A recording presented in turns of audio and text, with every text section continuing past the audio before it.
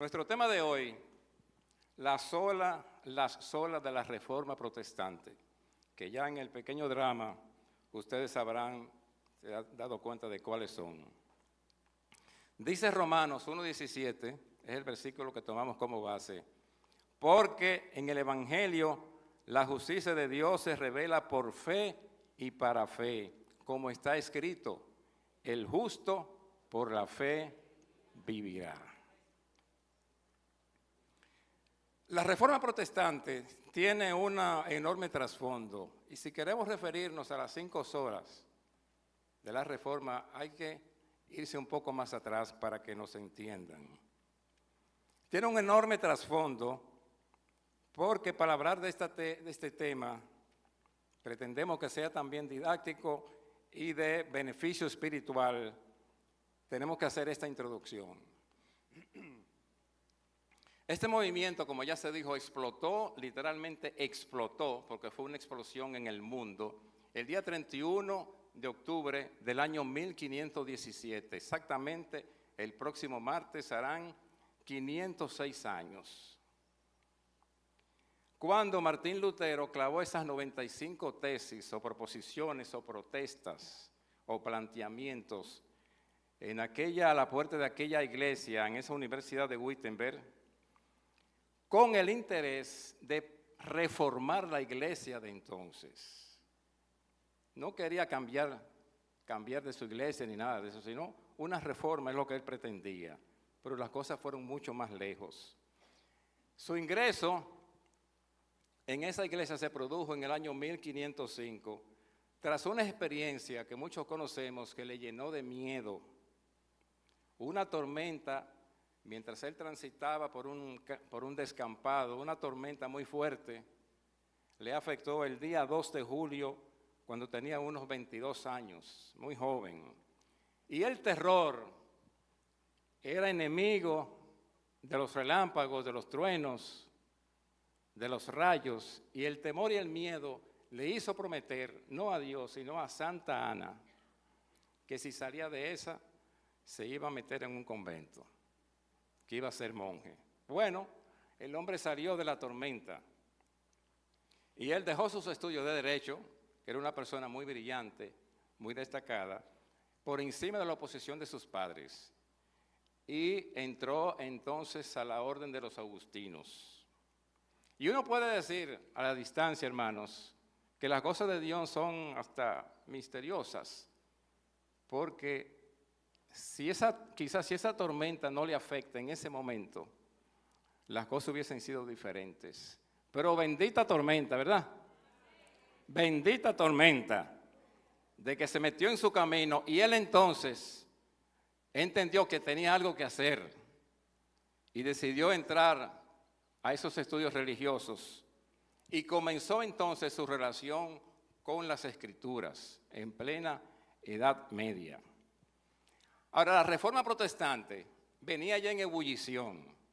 No fue un movimiento que se dio de repente. Ya quizás 2 o 3 siglos antes se venían dando atisbos de que las cosas iban mal en esa iglesia, con los llamados pre-reformadores. Y Lutero lo que hizo fue el instrumento de Dios en su momento, en su tiempo, para comenzar a cambiar las cosas. Porque había una inconformidad muy grande con el sistema religioso imperante. Entonces existieron esos pre-reformadores. Ya se venían dando las coyunturas para poder resolver las cosas.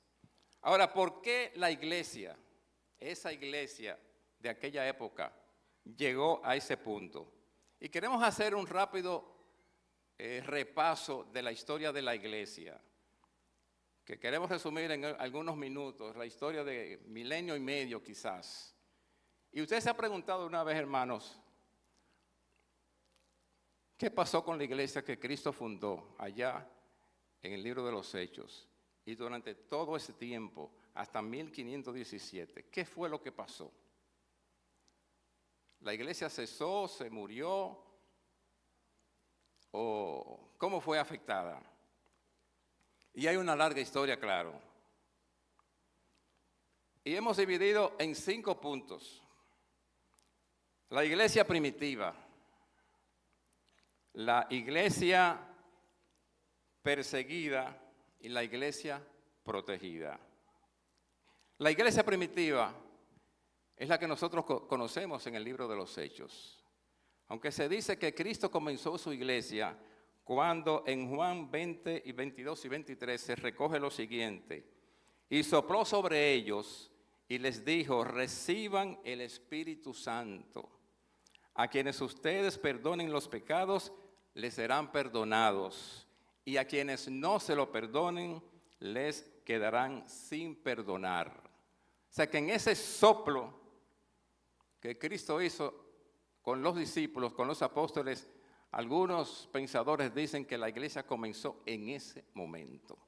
O también otros dicen, cuando en Mateo 16, 18 dice: y yo también, hablando de Cristo a Pedro, y yo también te digo que tú eres Pedro, y sobre esta roca, sobre esta piedra, edificaré mi iglesia, y las puertas del Hades no prevalecerán contra ella. La iglesia comenzó ahí, puede ser, pero 50 días después de la muerte de Cristo y su resurrección, en el día de Pentecostés, que conocemos en Hechos 2, ahí entonces se produjo lo que ustedes conocen ya y todos conocemos: el derramamiento del Espíritu Santo. Entonces ahí fue el arranque verdadero de la iglesia, cuando en ese primer sermón de Pedro se convirtieron ¿cuántos? Como 3,000, dice la Biblia, y después 5,000. Entonces la iglesia arrancó en ese tiempo y arrancó con una iglesia de fuego y de poder. Ahora, hasta el año 100, hasta Juan, que se dice murió en el año 100, como ustedes saben, los apóstoles fueron desapareciendo poco a poco por ley natural. Y el último que quedó vivo fue el apóstol Juan, aproximadamente en el año 100. Y mientras tanto, los apóstoles, los discípulos se reunían en casas, y ahí vemos en esta historia a Pablo, sus viajes, sus grandes extensiones de la palabra, a Pedro, y había un gobierno, como le llaman, tipo circular. Y así fue la iglesia creciendo. Ahora, se podía pensar, ¿y qué pasaría cuando el último de los apóstoles, el último discípulo que tuvo un contacto directo con Cristo y que dejó a su vez seguidores y discípulos, qué pasaría con la iglesia? ¿Se moriría la iglesia?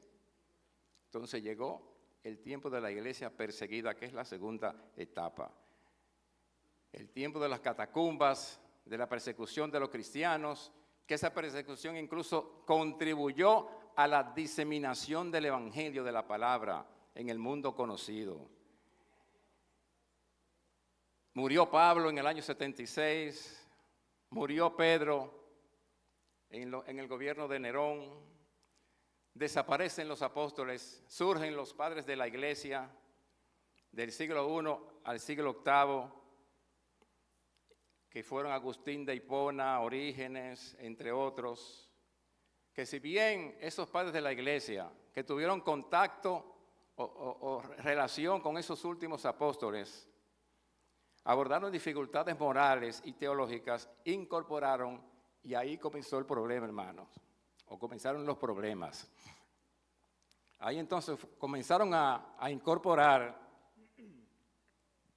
tradiciones y aparecieron las herejías y los cismas, las divisiones, las ideas extrañas en el mensaje de la palabra. Apareció el credo apostólico, los concilios, la veneración de lugares y figuras apostólicas.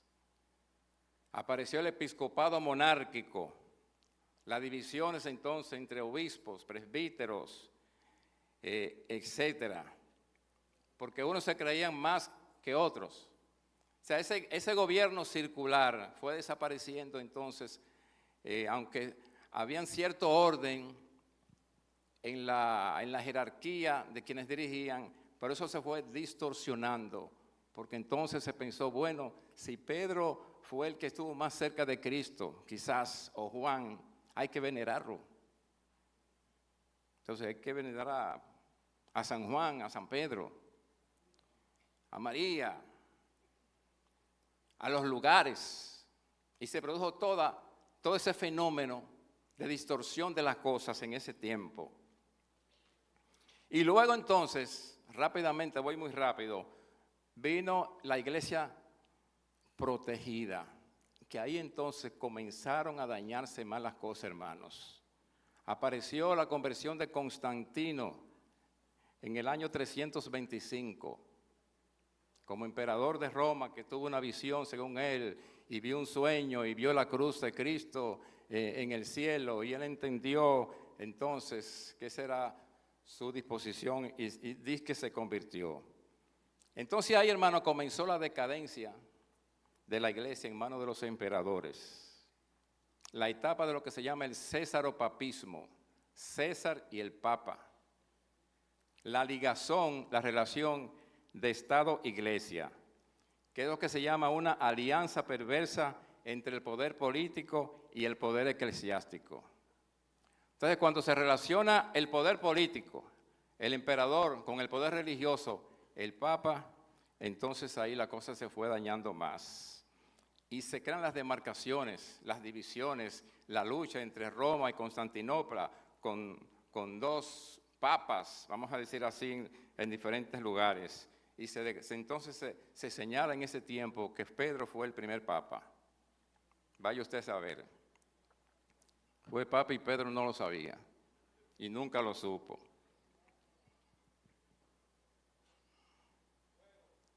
Bendito Dios.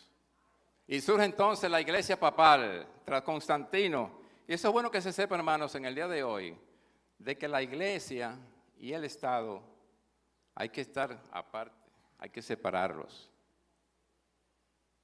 El hermano que incursiona en la política, y eso no está mal que incursione en la política, sin embargo debe saber que una cosa es con violín, otra con guitarra, que no se pueden unir. Cuando en un país hay una iglesia que es la del Estado, entonces las cosas no andan bien, no se pueden ligar esas dos cosas. Entonces surge, hermano, finalmente la iglesia papal, o la que se llama la reforma gregoriana del Papa, el Gregorio VII. Y es el Papa Gregorio VII, en el año 1075, el que da forma a los ideales del movimiento reformista en la bula o el decreto religioso que se llamó Dictatus Papae, que afirma entonces la superioridad del Papa como jefe de la iglesia y que habla según la divinidad. Y se ponen en marcha entonces es una serie de medidas como la música gregoriana que ya escuchamos, el celibato, el latín como uso en las misas, en los oficios religiosos y todo eso. ¿Ustedes saben lo que significa la palabra papa? ¿De dónde viene? La palabra papa es un acrónimo que significa Petri Apostoli Protestan Accipiem, recibiendo la potestad de Pedro Apóstol. Por eso se llama así. Y en este contexto, hermanos, aparece Martín Lutero. Aparece Martín Lutero con su propuesta, con su protesta de lo que estaba pasando, que ya ustedes conocen, muchos de ustedes conocen, y que no es el objeto de esta conversación en el día de hoy. Pero más adelante, hermanos, y con esto cierro esta pequeña introducción, entró lo que se llama la reforma radical. ¿Qué fue la reforma radical? Hubo una reforma ya, la protestante, la que conocemos como reforma protestante, pero después vino la reforma radical, que fue que cuando hubo esa separación, hubo esa contextualización de las cosas que estaban pasando, Entonces, los que salieron de la iglesia popular, de lo que se deshicieron, se descartaron, se fueron de ese sistema religioso, comenzaron entonces a pelear ellos. Y hemos llegado hasta aquí, porque de esa reforma radical, que fue también en algunos aspectos violenta, aparecieron entonces los grupos y denominaciones. Gloria a Dios, aparecen los metodistas, aparecen los anabaptistas o bautistas, aparecen los presbiterianos, aparecen los episcopales, etcétera, etcétera. Aparecen los menonitas, que fueron los mismos luteranos, la rama de Lutero, que fueron apareciendo con los años y se fueron dividiendo y complicando las cosas, hermanos. Y por eso cuando ustedes vean que somos tan diversos hoy en día, eso surgió de ahí, eso viene caminando desde ese tiempo. Pero gracias a Dios que muchos de nosotros que pertenecemos a diferentes iglesias o denominaciones, la gran mayoría, claro, permanecen con esas 5 solas, con esos 5 principios fundamentales de la fe cristiana. Y aunque somos diversos, estamos un poquito pues diversificados, aunque no divididos, tenemos los mismos fundamentos de la palabra de Dios. Pero sepan que todo eso, hermanos, surgió de esas controversias, de esos conflictos, porque eso es propio del hombre. Cuando el hombre se ha puesto de acuerdo en algún momento con muchas cosas, un poquito difícil. Dice un chiste de la época de la Reforma Protestante, que al morir el Papa León X fue al cielo. Y como se dice que Pedro tiene las llaves del cielo, ¿verdad? El hombre de las llaves es Pedro. Él golpea y toca la puerta y Pedro le dice, pero si tú eres papa, tú tienes las llaves, abre y entra. Y entonces es un chiste, ¿verdad? Pero él dice, sí, yo tengo las llaves, pero Lutero cambió la cerradura. Cambió el candado. Yo no puedo entrar ahí. Es un chiste, pero tiene una profunda verdad. Porque con esa cerradura anterior no es verdad que iba a ir al cielo.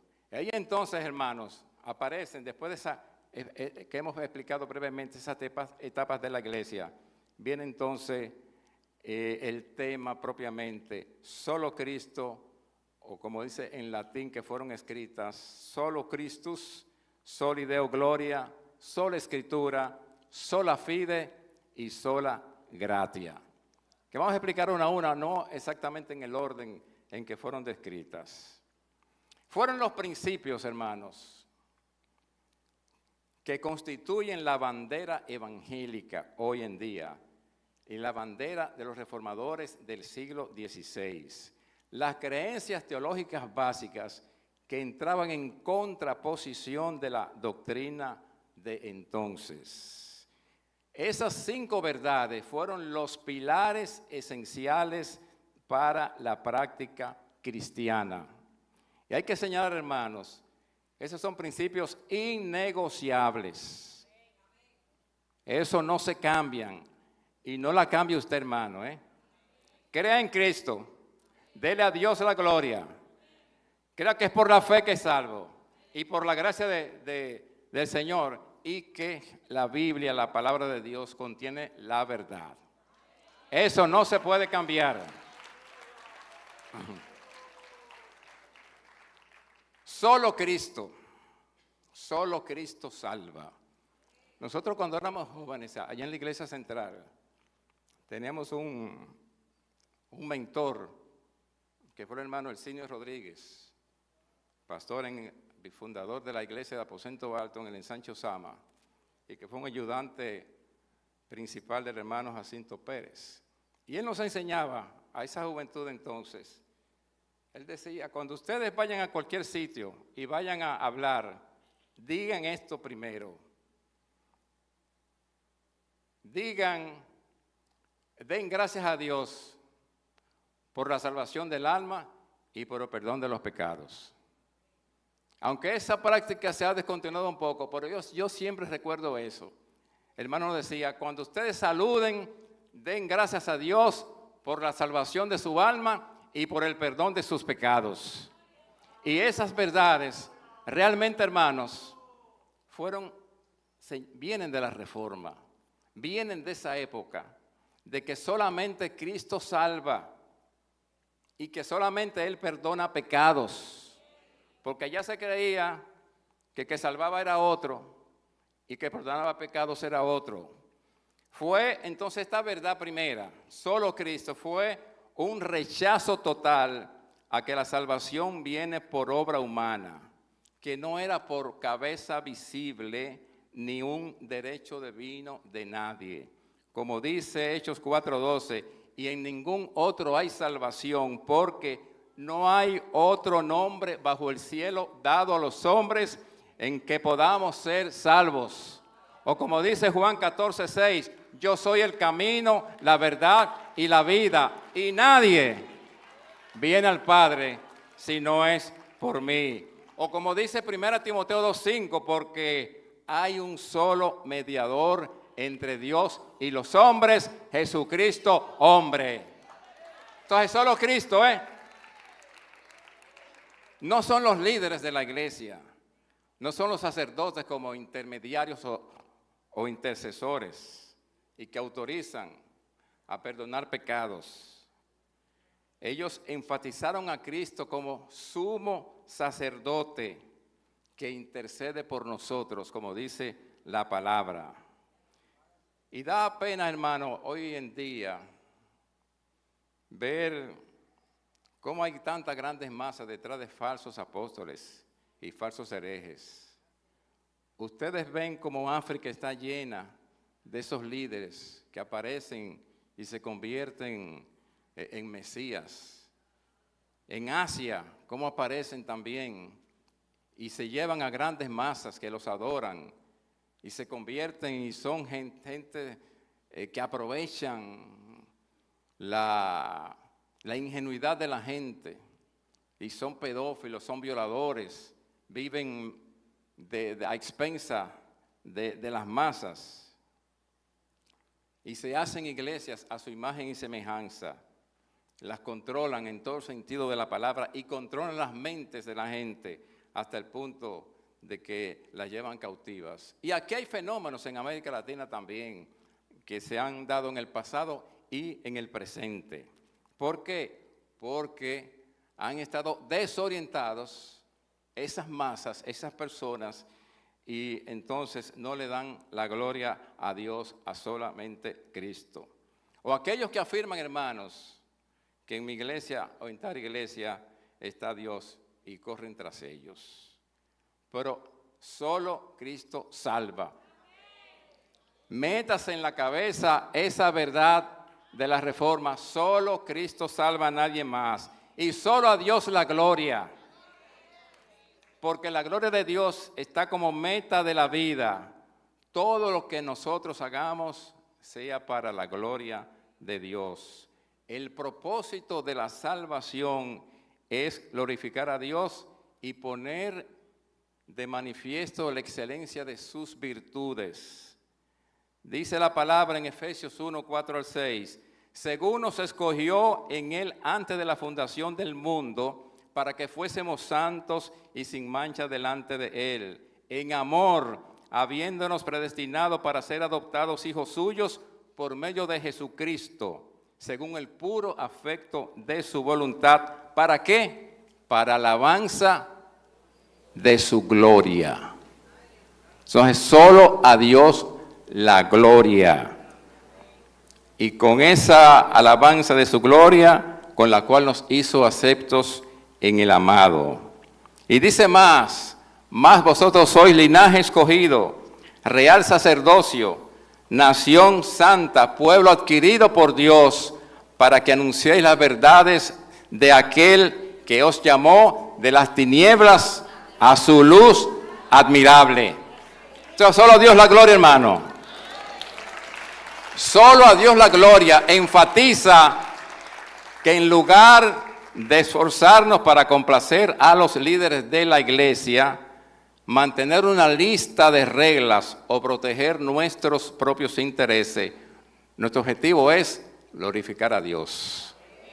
Y hágalo con lo que usted tiene, hermano, con su profesión, con su trabajo, con su oficio, con su familia, con virtudes y defectos, pero dele la gloria a Dios por lo que usted es y por lo que usted tiene.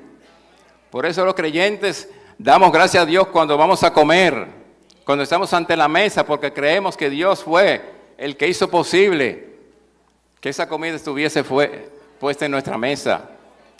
Que Dios hizo posible que pudiéramos estudiar o conseguir un empleo, trabajar. Entonces hay que dar la gloria a Dios siempre. Y olvídese, hermano, de todo lo demás. Lutero y los reformadores enfrentaron el sistema religioso que ponía a la iglesia y a sus representantes por encima de Dios. Tremendo error. Y hubo un rechazo a la invocación de santos y deidades. Entonces hay que dar la gloria a Dios por lo que somos y lo que tenemos. Y la otra sola la Escritura, solo la palabra. Es la sola que hace énfasis en la Biblia como la única fuente de autoridad para los cristianos. Al decir solo las Escrituras, los reformadores rechazaron tanto la autoridad del Papa como la confianza en la tradición sagrada.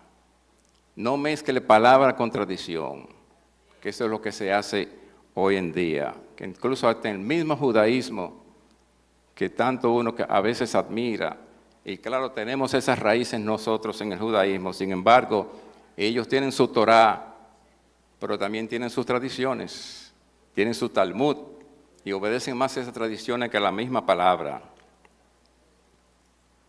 Entonces, la palabra de Dios es la máxima autoridad en materia de fe y práctica. Por tanto, nada, y enfatizo esto, nada que contradiga la revelación de Dios puede regular la vida del creyente. Nada. Hay algunas creencias por ahí que además de la Biblia tienen otros libros de sus creadores o de sus líderes y se llevan de ambas cosas, pero no, nosotros tenemos la palabra solamente. Dice Pablo en Gálatas 1, 6 al 10 de lo que pasó en su experiencia en la iglesia. Que dijo, estoy maravillado de que tan pronto os hayáis alejado del que os llamó por la gracia de Cristo para seguir un evangelio diferente. No que haya otros, sino que hay algunos que os perturban y quieren pervertir el evangelio de Cristo. Mas, si aún nosotros o un ángel del cielo os anunciare otro evangelio diferente del que os hemos anunciado, sea anatema. Sea maldito. Como antes hemos dicho, también ahora lo repito, dice Pablo, si alguno os predica un diferente evangelio del que habéis sido recibido, sea anatema. O sea, no hay posibilidad de cambiar la palabra. Y como dice Pedro, toda escritura es inspirada por Dios y útil para enseñar, o Pablo, redarguir, etc. Segunda de Pedro 1, 20 al 21, agrego esto, entendiendo primero esto, que ninguna profecía de la Escritura es de interpretación privada, porque nunca la profecía fue traída por voluntad humana, sino que los santos hombres de Dios hablaron siendo inspirados por el Espíritu Santo. Ninguna, porque nunca la profecía fue traída por voluntad humana. Subrayen eso ahí. Y esta sola escritura impulsó también la traducción de la Biblia a otros idiomas y la hizo fácil que fue la idea de Lutero y sus compañeros, de que la palabra de Dios corriera, y la tradujo al alemán popular. Pero antes de traducirla y de darla a conocer al pueblo, hubo que enseñar a la gente a leer y a escribir, porque la mayoría eran analfabetas. Y la Reforma tiene contribuciones que hemos hablado en otras ocasiones en todos los órdenes de la civilización y del saber humano, incluyendo la iglesia y la cultura popular y la enseñanza popular. Entonces tradujeron la Biblia a esos idiomas, pero también enseñaron a la gente a leerla. Y eso hizo posible que el mundo de entonces pues tuviera acceso a la palabra. Entonces, hermanos, hoy, ¿qué nos enseña esto en el día de hoy? Que nosotros debemos mantener la vigencia de la Escritura y que no se resume en otros escritos. Hay una cantidad considerable de materiales de enseñanza que corresponden a doctrinas extrabíblicas, provenientes de supuestas revelaciones, sueños y visiones. El principio de la Escritura protege la verdad de Dios y también la gloria de Dios. Así que por más visiones que nos digan y sueños que tengan y quieran agregarle a la palabra o interpretarla de manera incorrecta, como no debe ser, hay que rechazar, hermano. Dijo Lutero: hice una santa alianza con Dios, que Él no me mande visiones, ni sueños, ni siquiera ángeles. Estoy satisfecho con el don de las Escrituras, que me dan instrucción abundante y todo lo que preciso conocer, tanto para esta vida como para la que ha de venir. Así que el mismo Lutero dijo: miren, ni ángeles que vengan, ni sueños, ni visiones. Déjenme con la palabra de Dios. ¿Dan gloria a Dios por eso? La salvación, y entro en solo fide, solo la fe. Y dejo las dos últimas más importantes, porque van de la mano una con otra. Solo la fe. Lutero fue un profesor de la Biblia. Y fue enviado a Roma. Pero ¿qué pasó con Roma? Que cuando él vio el pecado y vio la opulencia y vio el desorden que había, entonces dijo: ¿y qué es esto? Y se dice que subiendo las escaleras de una parte en Roma que se llama la escalera de Pilato, en ese momento, como ya él conocía la palabra, como la enseñaba, en ese momento llegó a su mente esa frase que leímos al principio: el justo por la fe vivirá. Y en ese entonces, en ese preciso momento, Lutero entendió que las cosas no eran como se le había enseñado antes, que el asunto era por la fe, no por las obras. El justo por la fe vivirá. Y esta sola frase, hermanos, produjo la Reforma Protestante. Produjo ese movimiento, que la salvación solo puede ser recibida cuando ponemos nuestra fe en aquel que murió por nosotros, excluyendo la posibilidad de que nuestras obras puedan contribuir a la salvación. Por más bueno que seamos, por más que hagamos, por más que trabajemos, por más que donemos u ofrendemos, la salvación no se compra con obras. Y eso lo entendió Lutero. La salvación no se compra con obras. Porque por gracia sois salvos por medio de la fe. Y esto no de vosotros, pues es don de Dios, para que nadie se gloríe. Entonces está la salvación, la gracia y la fe. Y la última sola es la gracia. Pero insisto en esto de la fe. Dice Romanos 3:28, concluimos pues que el hombre es justificado por la fe sin las obras de la ley. La salvación no se basa en el esfuerzo humano ni en las buenas obras. La salvación es un don gratuito para todos los que aceptan por la fe. O sea, no más indulgencias, no más ofrendas, no más buenas obras, es por la fe. Y dice Cristo, el que cree en mí y en mi palabra, entonces ese será salvo. Es por la fe. En este punto, hermano, en solo la fe está sostenida la iglesia de Cristo. No puede ser pisoteada ni por privilegios ni ventajas. ¿Cuánta gente y organizaciones hoy en día niegan la fe, aprobando herejías y prácticas que van contra la ética cristiana?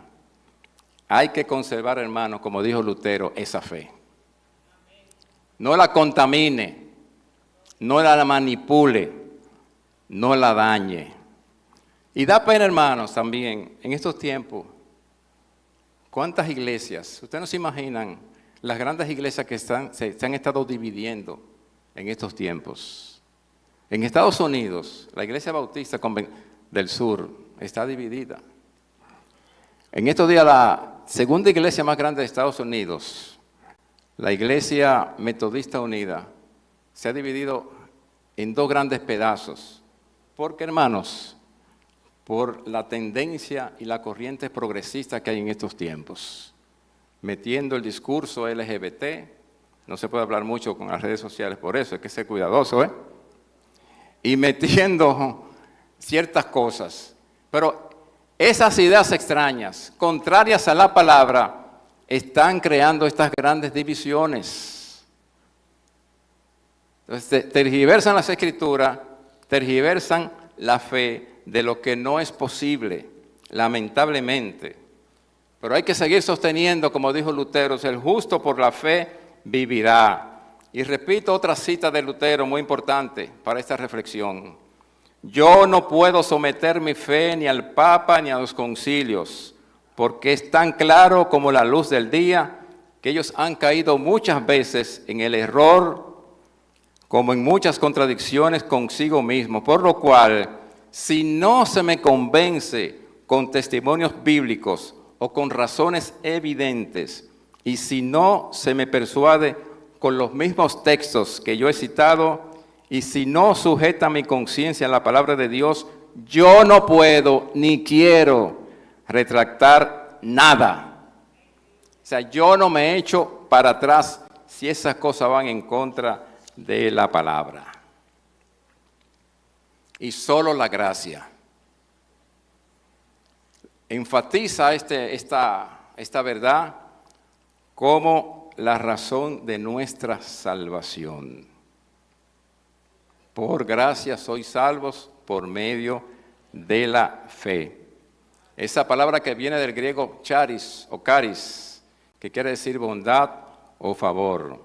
Es un regalo de Dios para todo aquel que cree en Jesucristo y juntamente con la fe seremos salvos. Como dice Romanos 3, 23 y 24. Por cuanto todos pecaron, están destituidos de la gloria de Dios, siendo justificados gratuitamente por su gracia, mediante la redención que es en Cristo Jesús. La gracia es que Dios nos escoge para bendecirnos en lugar de maldecirnos, a pesar de que nuestro pecado lo merece. Y esa fue la primera manifestación. La gracia tuvo una primera manifestación en el Edén, en el Génesis. Cuando Adán y Eva pecaron y se dieron cuenta que estaban desnudos, ¿qué hizo Dios? Los cubrió, mató un animal y con su piel cubrió. O sea, cubrió sus pecados porque lo hizo por gracia. Entonces, hermano, si hoy en día nosotros confesamos que somos salvos y nos sentimos seguros de la salvación, es por gracia.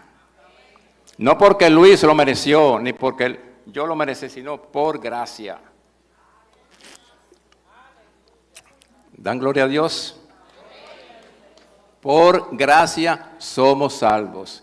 Y eso fue lo que enfrentó Lutero y enfrentaron sus compañeros también con el sistema religioso de entonces, que solamente la gracia, no era una absolución, no era una agüita, no era una mano que ponían y ya usted está declarado justo. No, es por la gracia de Dios.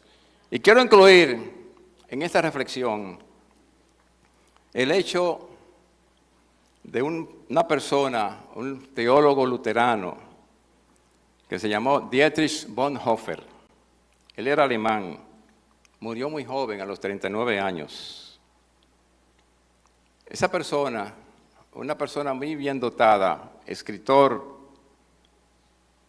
con muchas luces, pero también combatió a la dictadura, al gobierno de Adolfo Hitler. Era pastor de una iglesia en Alemania y él tuvo que irse del país y duró varios años en Estados Unidos.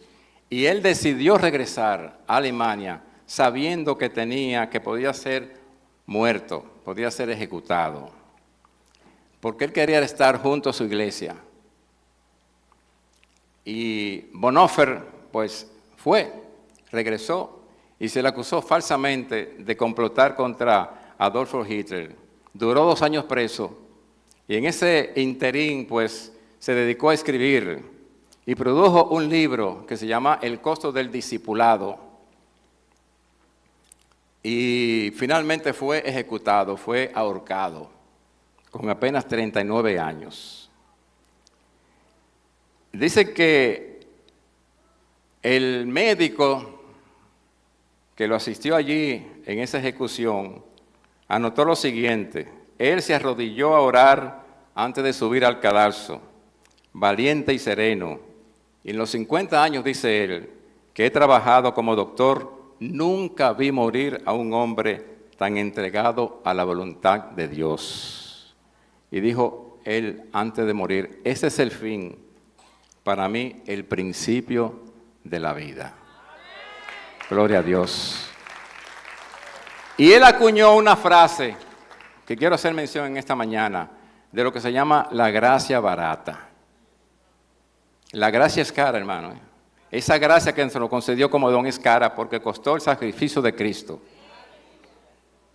Pero para nosotros no tiene valor porque es gratuita. No pagamos nada.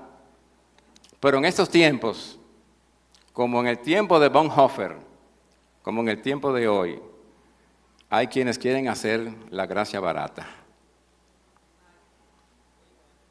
Y la gracia barata es el enemigo mortal de la iglesia. Él definió la gracia barata es la predicación del perdón sin arrepentimiento, el bautismo sin disciplina de la iglesia, la comunión sin la confesión, la absolución sin la confesión personal. La gracia barata es la gracia sin discipulado. La gracia barata es la gracia sin la cruz y la gracia sin Jesucristo vivo y encarnado. Hace más de 7 décadas que se escribieron estas palabras. Pero hoy, hermano, hoy se quiere abaratar la gracia. Y la fe también. Y cito esto: la fe se vuelve barata cuando se ofrece como un producto de consumo para satisfacer a las masas que buscan un mensaje acomodado de la realidad de sus deseos personales. Cuando se ofrece como un espectáculo para un público que desea que se le endulcen los oídos y se le promete estabilidad para su status quo, para su situación personal. Y cuando se promueve la identidad de ser hijo o hija de Dios como una garantía para reclamar las promesas materiales a cambio de una módica suma o transacción monetaria que algunos llaman la ley de la siembra y la cosecha o el pacto con Dios. Pacte con Dios, que si pacta y da una cantidad de dinero, recibirá más bendición. ¿Y quién ha dicho, hermano, que la palabra dice eso? Exactamente. O sea, se parecen a las indulgencias del tiempo de Lutero, que mientras la moneda cae en el plato y sonaba, a ese mismo momento las almas salían del purgatorio y se iban al cielo. Y mientras la moneda era más costosa, más rápido iban, en metro directo, al cielo. Entonces, hermano, podíamos estar en esas situaciones en este día. Y es triste reconocer que en la actualidad algunos sectores caminan por este mismo sendero que pretende abaratar la fe. Hermano, no abarate la fe. No haga la fe barata, como dijo ese varón. Y no se lleve tampoco de aquellos que acomodan la gracia a sus intereses particulares. A veces, hermano, a mí me da pena cómo hay ministerios, aquí no, en otros países, ministerios manejados por gente que se hace rica, millonaria, a costa de la fe. Y usted lo ve exhibiendo grandes mansiones, y andan en aviones, y andan en carros lujosos, y manejan tanto dinero, embobando a las masas, y enseñándole este pretendido evangelio de la prosperidad, para beneficiarse a sí mismos.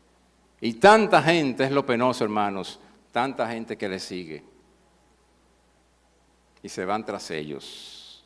Concluimos, hermano, las 5 solas de la Reforma Protestante ofrecieron un fuerte correctivo a las prácticas y creencias efectuosas de la época y siguen siendo relevantes en el día de hoy. Lutero y los reformadores que le siguieron se apoyaron en esos elementos que son insustituibles, insisto, innegociables. Y tengo 3 consejos ya para finalizar. Con estas puntualizaciones, los reformadores proclamaron la sencillez del Evangelio. El Evangelio es sencillo, señores, pero lo complicamos tanto. ¿Qué dice la Biblia, hermano? Que si confesares con tu boca, es el Señor, y creyeres con tu corazón que Él levantó de los muertos, ¿será qué? Eso es lo más sencillo que hay, hermanos. Porque con el corazón se cree para justicia y con la boca se hace confesión para salvación. Y hay una serie de discusiones banales que en las redes sociales, que yo no pierdo mi tiempo. Gente que discuten ahí que si va a haber rapto, que si no va a haber rapto, que si va a ser en la tribulación, en el medio, antes o después. Que en estos días escuché a alguien por ahí que estaban hablando de los presidentes que se dan. Ustedes saben que hay muchos presidentes que no le gustan a la gente y dictadores aparecen. Que si se aplica eso de que Dios quita y pone reyes. Él dijo, bueno, que Dios no dijo eso, que el que lo dijo fue Daniel. Bueno, pero Daniel lo dijo, ok, lo escribió, pero ¿por qué lo dijo? Y una serie de cosas que, hermanos, que hasta se insultan y se ofenden unos con otros. Y a mí qué me importa, hermano, que crean lo que crean. Lo básico es creer que Cristo salva. Y que hay que ser fiel para ir al cielo. Más nada. Ya lo otro se va a otro contexto, hermano. Entonces, el Evangelio es sencillo. Simplemente. Segundo punto, hermano, no pretendamos entenderlo todo y procuremos vivir nuestra fe. Simplemente bajo su gracia, madurando en la palabra, con Cristo como Señor y dándole solamente a Dios la gloria. No se preocupe que por dónde le entre el agua al coco, o que si fue primero si la gallina o el huevo, que si Cristo bajó a los infiernos o no, que si el intento del corazón del hombre es la maldad, ¿por qué Dios lo hizo? ¿Por qué no lo cambia? La Biblia habla de misterios, que hay cosas inaccesibles a la razón, que deben ser creídas por la fe, que por más que nos esforcemos, hermanos, y escribamos y leamos, no lo vamos a entender. No pretenda entenderlo todo, hermano. Y punto. ¿Usted entiende que somos salvos por la fe? ¿Pero lo creemos? Entiéndalo. Y créalo y punto. Incluso hay un pasaje que escribe Pedro sobre Pablo, que ustedes lo conocen en 2 de Pedro 3:16, que Pedro está refiriéndose a las cartas del Pablo, que incluso le da autoridad a Pablo de quién fue. ¿Y qué le dice? ¿Qué le escribe Pedro a esas iglesias sobre Pablo? Dice, hay en ellas algunos puntos difíciles de entender que los ignorantes e inconstantes tergiversan, como lo hacen también con los demás que escritura para su propia perdición. Es decir, que Pedro está diciéndole ahí que hay algunas cosas que Pablo enseñó y que Pablo escribió en sus cartas que son difíciles de entender. Entonces, si lo dice Pedro acerca de Pablo, de algunas cosas que él habla, que no entendemos todavía, entonces, ¿cuál es mi preocupación entonces? Si ello se dio. Lo fundamental es, hermano, es el mensaje. El mensaje fundamental de la Biblia, de que somos salvos por la gracia, por la fe, a través de la Escritura, eso no es difícil de entender. Y finalmente, velemos por nuestra vida. Hay que pensar en la santidad, en la integridad, en la honradez del creyente. El Evangelio es sencillo, repito. Hay cosas que no entendemos ni vamos a entender, lo entenderemos después, como dicen algunas canciones cristianas ahí. Lo entenderemos en el cielo. No se preocupe tanto, pero lo fundamental es sostener nuestra fe en el Señor, aparte de todo lo demás, y velar por nuestra salvación, por nuestra vida. Preocúpese por eso, hermanos, por su salvación y por vivir una vida de santidad correcta y de honradez. Pablo, cuando estaba de bien en uno de sus viajes, él estuvo como 2 o 3 años en Éfeso. Y Pablo quiso reunirse con los líderes de la iglesia, pero no quería volver a Éfeso. Y la Biblia relata que en la ciudad de Mileto, él mandó a buscar a los líderes de Éfeso para que se reunieran con él. Y allí pronunció quizás el único discurso de Pablo a otros creyentes. Y yo entiendo que Pablo le habló con el corazón, le abrió su alma. Y buscan ese discurso en Hechos 20 para que ustedes vean lo que él escribió allí. Y hay algo importante que me llama la atención también, que ya en época tan temprana, hermanos, del cristianismo, de la iglesia, ya habían hechos de corrupción, ya habían problemas. Cuando Pablo le dice a esos líderes de Éfeso, no he codiciado la plata, el oro o el vestido de nadie. ¿Por qué Pablo dijo eso? Que él no he codiciado. Y sabemos por la Biblia que Pablo, aparte de ser un gran misionero y que recorrió el mundo conocido de Europa, sin embargo, no dejó de trabajar nunca con sus manos. ¿Cuál era el oficio de Pablo? Constructor de tiendas. Y hay quienes describen que el trabajo de Pablo, construyendo tiendas junto con Pablo y con Silas y Aquila, era duro en el contexto de entonces. Sin embargo, Pablo trabajaba con sus manos para mantenerse, no vivía de la iglesia, no vivía de los hermanos, pero lo estaban acusando ya. Y él se olió eso, por eso lo reunió y le dijo, no he codiciado de nadie plata, ni oro, ni ropa. O sea, cuánta moralidad, cuánta actitud de sacrificio tenía Pablo, que yo creo que nadie todavía ha podido compararse con él. Y asombra que en una época, repito, tan temprana del cristianismo, ya se viera corrupción. Y esa corrupción fue la que combatieron los reformadores. Durante esos años en Éfeso, dice Pablo, mi predicación no fue negocio, ni estuve allí para hacer fortuna. Y de seguro que en ese grupo que él convocó estaban algunos que después tergiversaron sus enseñanzas. El mundo cristiano, hermano, está de hoy complicado. Ustedes lo saben, ¿verdad? Está complicado.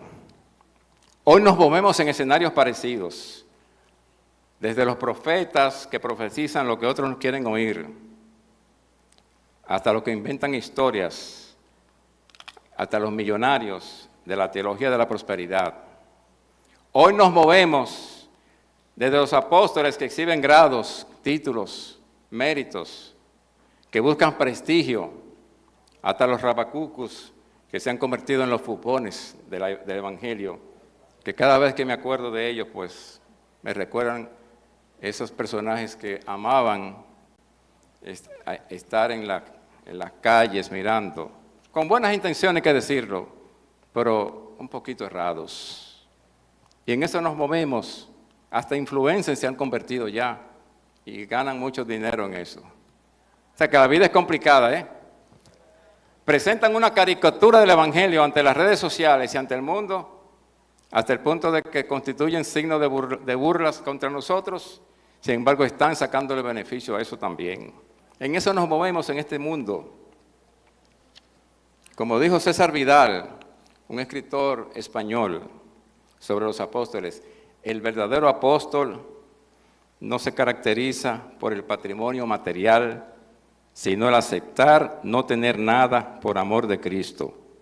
No por la soberbia, sino por el reconocimiento de sus flaquezas, y no se caracterizan por el enseñoreamiento con que trata a otros, sino por la humildad con que les sirve.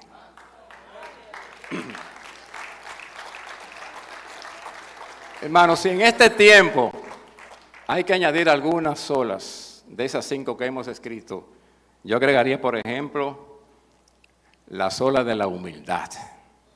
¿Cuánto nos falta a esas personas que se aprovechan del Evangelio, que corrompen el Evangelio, que viven del Evangelio y le sacan beneficios?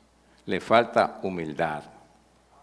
Pablo, y ya hemos enfocado lo que fue Pablo, el gran apóstol de los gentiles, el gran letrado, el hombre que se crió a los pies de Gamaliel, el más grande maestro de la época. Sin embargo, dice, ¿qué dijo Pablo? Para mí todo eso es basura. Mis conocimientos, mis estudios, todo eso es basura para honrar a Cristo Jesús. ¿Y cómo él se define en sus cartas? ¿Ustedes se han dado cuenta cómo Pablo se define? Como siervo. Pablo, siervo de Jesucristo. Pablo, siervo de Jesucristo, os saluda, a pesar de sus luces intelectuales. Se consideró un siervo, un esclavo, un servidor de los demás. Entonces ese debe ser el concepto de nosotros en el día de hoy, sentirnos siendo siervos. Y le agregaría otra sola también, sería la sola de la falta de conocimiento de la palabra. Pero la palabra no manipulada, ni tampoco acomodada. Hoy hacemos más caso a lo que dice un fulano de tal que a lo que dice la Biblia. Y dice la palabra, mi pueblo perece por falta de conocimiento. Y esto, estas situaciones risibles, se da para que se rían un poco antes de finalizar, de cómo la palabra muchas veces se enseña o no se enseña, o se malinterpreta, o no se le da importancia. Y eso lo escuché de un pastor que hizo una anécdota, un pastor amigo, y fue una vivencia personal, que él fue a una casa de una hermana a orar por ella, conversó y oró por ella, y al final le dijo, pastor, usted puede orar por mí, porque yo tengo un fracatán y quiero que me salga premiado.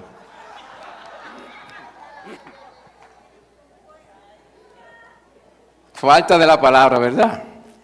No entendía que los cristianos no oramos por fracatanes, ni por billetes, ni por la suerte. Hermanos, estamos llamados a centrarnos en las Escrituras, a aceptar la salvación por la gracia a través de la fe, magnificar a Cristo y vivir para la gloria de Dios. Ahí están las 5 solas. Repito, estamos llamados a centrarnos en las Escrituras, a aceptar la salvación por la gracia a través de la fe, a magnificar a Cristo y vivir siempre para la gloria de Dios. Dios le bendiga, hermanos. Gloria a Dios. Gracias al Señor que nos permitió, pues, recordar